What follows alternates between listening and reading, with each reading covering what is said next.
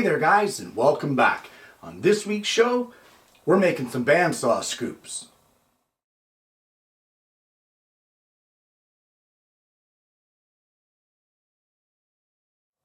Well, I've had this on my list of show ideas for quite some time, but it's all a matter of actually getting it done. But today is the day we're going to do it, and we get to use up a little bit of scrap wood out of the wood rack as well. So it all starts off, for me anyway, with a scrap of oak over at the bench. So I've taken a scrap of oak out of the rack and brought it over to the table saw and cut it down to a usable blank. And in this case, it measures 2 inches by 2 1/4 by 4 inches long. Now, there is some layout that we have to do here on this, so why don't we start out with that? Well, at this point, we're looking at our end grain with our 2-inch side right here going this way. And we need to decide the thickness of the walls of our scoop. And for mine, I'm kind of thinking 1/4 inch. So what we want to do is on 3 sides of our blank, I think 1/4 inch. On 3 sides of our blank, we're going to place a line at 1/4 inch in from the edge. Just like that. Hopefully you can see that there. Now, this will be a cut on the bandsaw, but there's no way we're going to get into those corners. So what I'm going to do is I'm going to get my circle template and I'm going to use it to round off the bottom of our scoop. So right here, I'm using the 1 1/4 template. I will just mark it from the edge to the bottom, just like this. And there we go. There is the bottom of our scoop. So at this point now, we can take this over to the bandsaw. Well, what I have is I have a 3/16 10 teeth per inch blade installed in the bandsaw, and the very first thing that you want to do is check it for square. It's important with this project that we have the blade square to the table. You know what? Mine is a tiny bit off, so I'm going to make that adjustment and then we can carry on to the next step. Okay, I'm happy with that. So what we want to do now is very carefully cut through this piece, following our lines as carefully and as accurately as we can. Be careful, this is a close cut, so just be careful of your hands, guys. Don't get your hands too close to where the blade is going to be contacting the stock.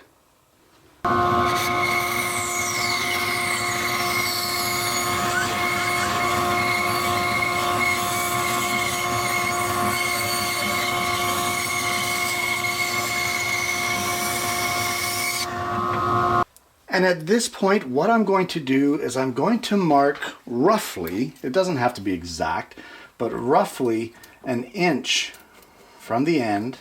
And what I'm going to do is I'm going to apply some wood glue all the way around here, 1 inch in. We're going to slide this along so that it protrudes like this with 1 inch inside of where we just cut with our bandsaw, and then we are going to clamp this together and let it fully cure. That could take overnight, so we're not in a rush. For now, we'll just glue it together and let it fully set up. Okay, so now that you have that clamped, go around and clean up all of the squeeze out. It's a lot easier to do it now than it is later. Okay, so truth be told, it's actually been a week. I glued this up just before leaving the shop last week, and at this point now, it really doesn't look much. Well, I guess you could use it for a scoop at this point, but it's kind of ugly. So let's take it over to the bench, and there's a little bit of layout that we need to do. Well, I think the first thing that we need to do is mark our parameters here. And what I mean by that is we need to mark where this 1 inch stops. So I'm just going to make just a quick line. All of this is just rough layout. There is no pattern. There is no sort of right or wrong way to do it. So I think I want this handle to be about 1 inch fixed. So just by hand, I'm just going to place a mark roughly an inch down from the top, just like that. And that will be a cut on the bandsaw. Now as well, we want to bring this kind of up and join it to our scoop, to our handle. So again, just by hand, it doesn't have to be perfect. And there we go. That there will be kind of our layout for the handle. But as well for our scoop, we want it to be kind of curved down. So again, same thing. It doesn't have to be perfect.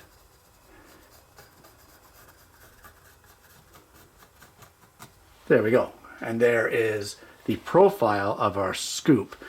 But now on the top, this is kind of ugly. So I'm going to place a mark here just inside to get the thickness of our handle. And I'm just kind of going by eye. And we'll do the same thing on the other side. You can see there where I'm using my fingers as almost a fence to duplicate the mark on both sides. There we go. Just a thin little handle there, but we kind of want it to fur out this way to give it a little more shape. And I'll try my best here to duplicate it on this side. All right, it's a little crooked, but I'll fix that up. And then once you get those few layout lines done, both for the top profile of the handle and the side profile of the handle and the front of the scoop, you can head back over to the bandsaw. Okay, so the very first cut that we want to make here will be this one for the handle's thickness. So we'll just turn on the bandsaw and cut as carefully as we can along those lines. I'll just lower the blade guard a bit here. Just be sure to keep your fingers away from that blade. These saws can do a lot more damage than what most people give them credit for.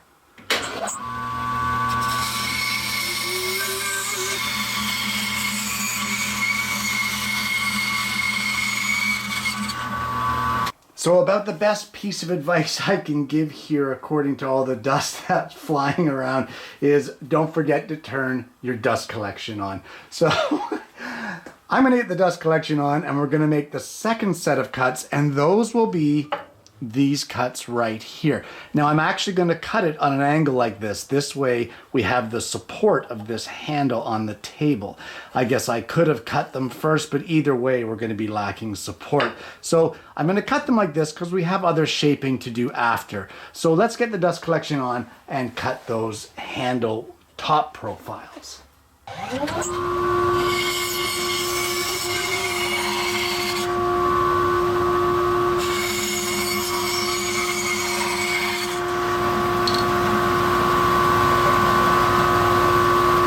And of course, the last cut to make here will be the side profile of our scoop.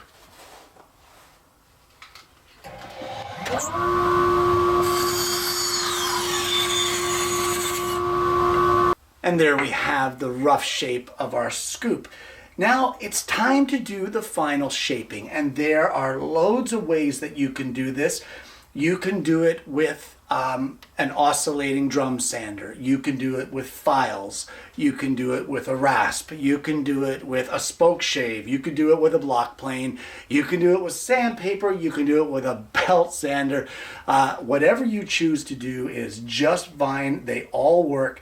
But for me, I think I'm going to do the initial rough carving and shaping of the rest of this with my power carver.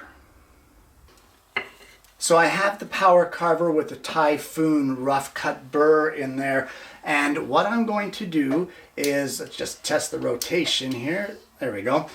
I'm going to start by carving the lower corners of the bottom of our scoop. We want to get those rounded. Let me just point out to you, please guys, if you're going to be using a power carver or sanding or that sort of thing, get the dust mask on.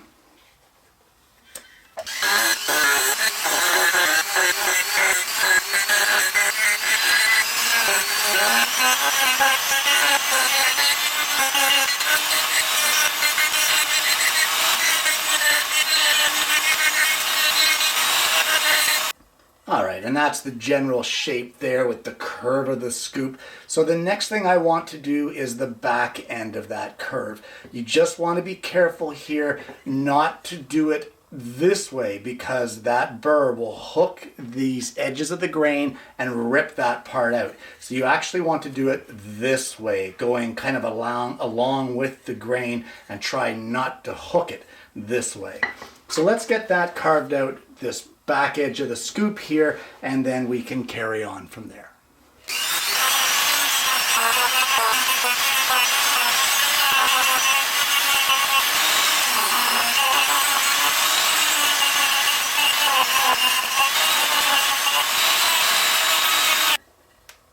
And now with that roughed out, what I want to do at this point is I want to soften this curve right here, and as well we're going to shape the handle and make it more comfortable to hold in your hand.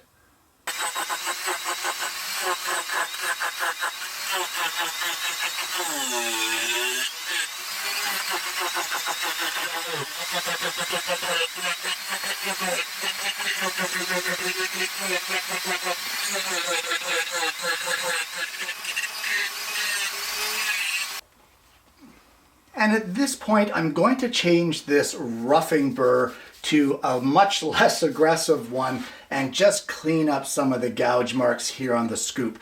Once we get that done, we can head over to the oscillating drum sander.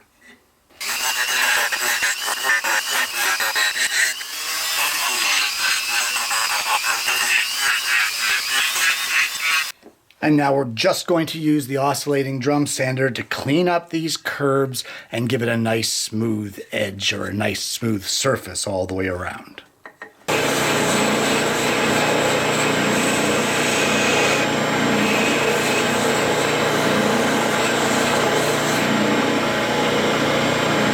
And once you're happy with that, you can just give it a good hand sanding all over.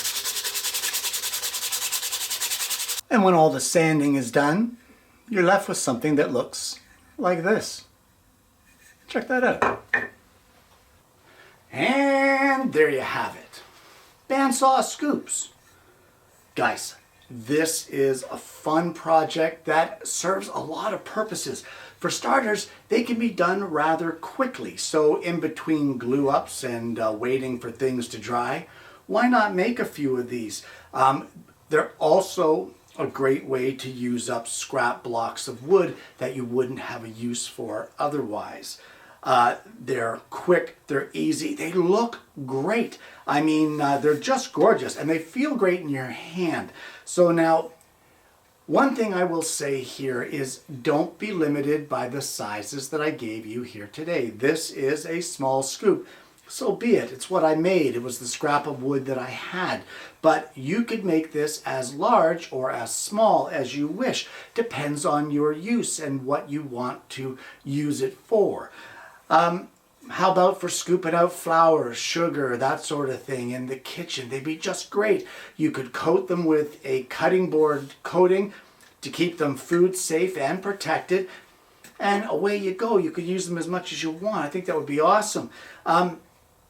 As well, don't be limited by the species. You don't need, this chunk of oak. What if you had a bunch of maple and walnut? You could laminate those all together and then cut the bandsaw scoop out of it. And what a cool looking scoop that would be. Either way, guys, regardless of how simple this is, or how little stock or how much scrap or whatever, or it makes no difference. All of that means nothing if you don't actually make one. So seriously, give this a try. This was a lot of fun. Guys, I want to thank you so much for tuning into the show today. This one, as I just said, has been a load of fun. I've wanted to do this for quite some time and just haven't gotten around to doing it.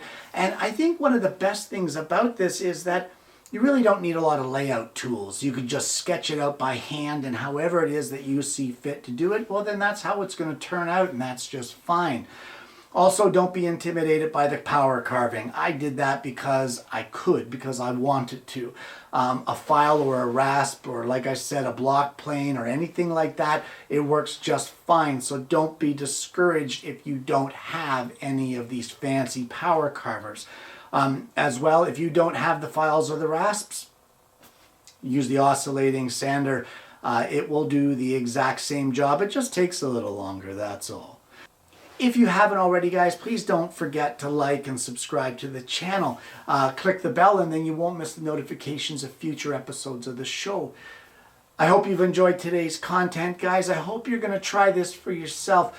But more importantly, I hope you're going to join me again next week when I bring you yet another woodworking video.